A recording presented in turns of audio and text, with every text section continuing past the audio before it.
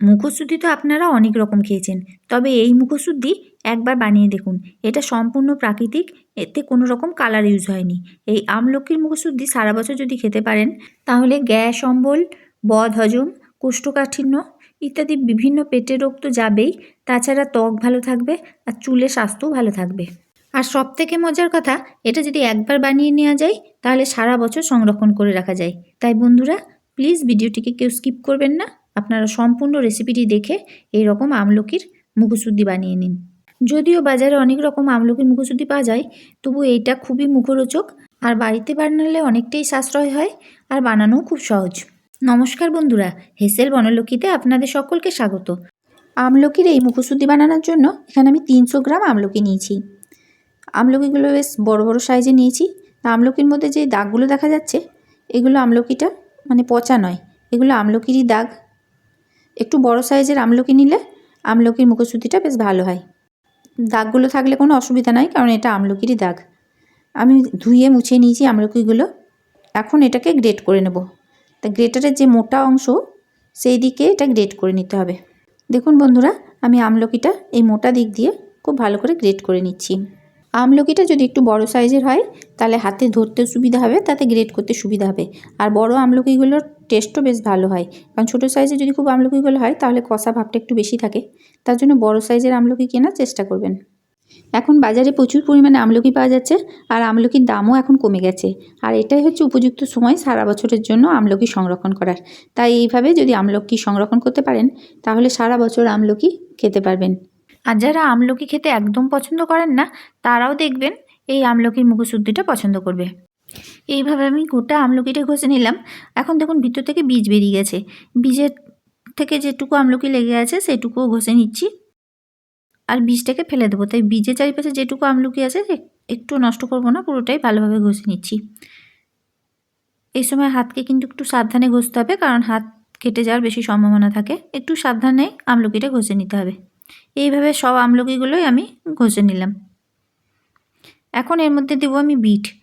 আমি এখানে কোনো রকম কালার ইউজ করব না। এই বিট নিয়েছি একটা, এটা ওজনে 150 গ্রাম, তবে গোটা বিটটা দেব না। এটা আমি খোসা ছাড়িয়ে দু অর্ধেক করে কেটে নেব, আর অর্ধেকটা আমি এর মধ্যে দেব, কারণ আমলকিটা বেশি নয়, 7টা আমলকি আছে। অর্ধেক বিট দিলে এটা লাল হয়ে যাবে।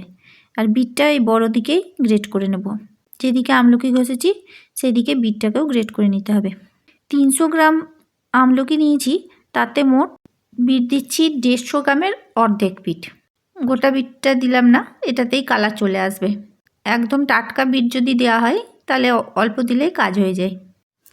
বিটে আছে আয়রন আর আমলকিতে আছে ভিটামিন সি, তাই কিছুটা হলেও শরীরে আয়রনের ঘাটতি এই মুখশুদ্ধি পূরণ করবে। আর যারা রক্তাল্পতায় ভুগছেন, এই মুখশুদ্ধি যদি খেয়ে থাকেন দেখবেন আশা করি তাদেরও অনেকটাই উপকার হবে। তাই এটা শরীরের পক্ষেও খুবই উপকারী। অর্ধেকটা বিট আমি গ্রেট করে নিলাম।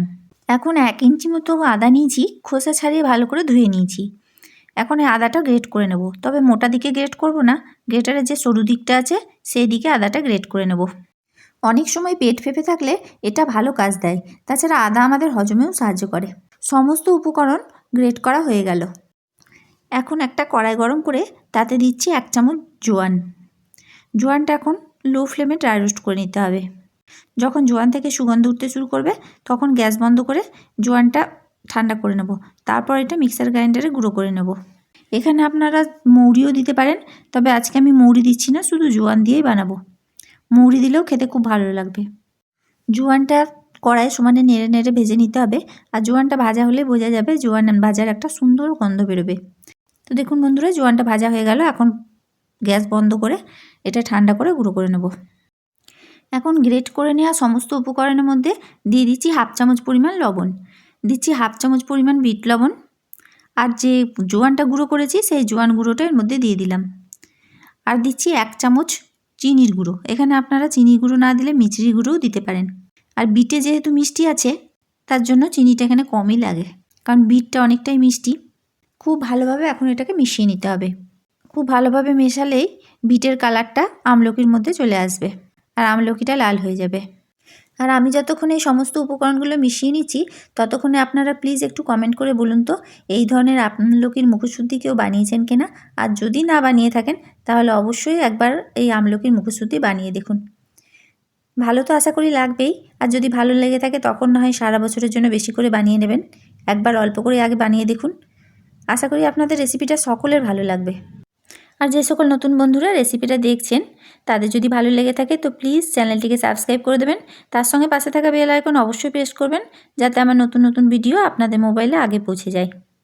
তো দেখুন বন্ধুরা, এটা আমার খুব ভালোভাবে মাখানো হয়ে গেছে। এখন আমি এটা রোদে মেলে দিচ্ছি। একটা প্লাস্টিকের ওপর এটা কিন্তু মেলতে হবে, কাপড়ের উপর কখনোই মেলবেন না। যদি কাপড়ের উপর মেলা হয় তাহলে আমলকির আর বিটের রসটা কাপড়েই লেগে যাবে। তার জন্য এটা কিন্তু প্লাস্টিকের উপরেই মেলতে হবে। খুব পাতলা করে যদি মেলে দেওয়া হয় তাহলে তাড়াতাড়ি শুকিয়ে যাবে। রোদ যদি ভালো থাকে মোটামুটি 2 দিন সময় লাগে এটা শুকাতে। মাঝে যদি একবার নেড়ে দেওয়া হয় তাহলে আরও একদিনেই শুকিয়ে যাবে, তাহলে আর 2 দিনের দরকার হবে না। আমি এখানে 2 দিনে শুকিয়ে নেব। দেখুন বন্ধুরা, এইভাবে পাতলা করে মেলে দিলে এটা তাড়াতাড়ি শুকিয়ে যাবে। রেসিপিটা যদি আপনাদের ভালো লেগে থাকে তাহলে প্লিজ লাইক, শেয়ার এবং কমেন্ট করবেন। একটু বেশি বেশি করে শেয়ার করবেন আত্মীয় স্বজন বন্ধু বান্ধবদের কাছে, যাতে সবাই এই রেসিপি বানিয়ে নিতে পারে আর সারা বছরের জন্য সংরক্ষণ করতে পারে। দেখুন বন্ধুরা, এই আমলকিগুলো এখন শুকিয়ে গেছে। এটা শুকাতে মোট 2 দিন সময় লেগেছে। যদি এরকম ভালোভাবে শুকিয়ে নেওয়া হয় তাহলে এটাতে কোনো রকম ছত্রাক পড়বে না। আর যদি শুকানোটা যদি কম হয় তাহলে কিন্তু ছত্রাক পড়ে যাবে। এটা এখন আমি একটা এয়ারটাইট কৌটোতে ভরে রেখে দেবো। দেখুন দেখতে কতটা সুন্দর লাগছে, কালারটা কত সুন্দর হয়েছে শুকিয়ে যাওয়ার পর। আর খেতেও খুবই ভালো হয়েছে। আপনারা না খেলে বুঝতেই পারবেন না স্বাদ কেমন। অবশ্যই একবার বানিয়ে নিন। সমস্ত রেসিপিটি দেখার জন্য হেসেল বনলক্ষ্মীর তরফ থেকে অসংখ্য ধন্যবাদ।